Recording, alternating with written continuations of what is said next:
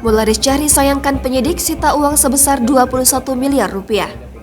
Mularis Jahri, mantan calon wali kota Palembang, menyayangkan tindakan penyidik Ditreskrimsus Polda Sumsel yang menyita uang sebesar 21 miliar rupiah milik PT Campang 3. Diketahui, PT Campang 3 adalah perusahaan milik Mularis Jahri yang berseteru dengan lahan PT Laju Perdana Indah. Atas hal tersebut, Mularis Jahri kini ditahan di Polda Sumsel.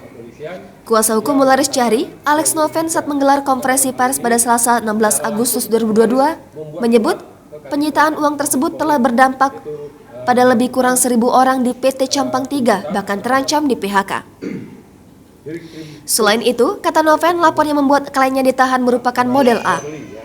Dalam hal ini, polisi menjerat kliennya menggunakan undang-undang tentang perkebunan terkait lahan PT LPI yang diduga diserobot.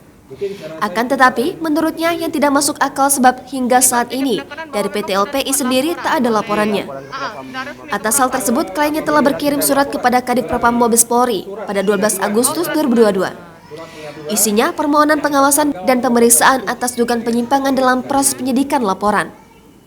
Sebagai komisaris PT Campang 3, Mularis Jahri diduga telah melakukan tindakan pidana secara tidak sah, mengerjakan, menggunakan, menduduki, dan atau menguasai lahan perkebunan di areal perkebunan tebu PT LPI.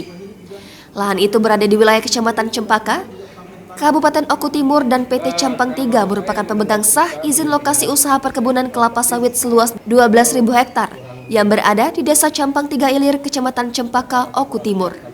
Hal itu berdasarkan surat keputusan Bupati tertanggal 21 Juli 2004 dan perpanjangan izin lokasi nomor 422 tahun 2007 tertanggal 6 Desember 2007 yang terletak di Desa Campang 3 Ilir.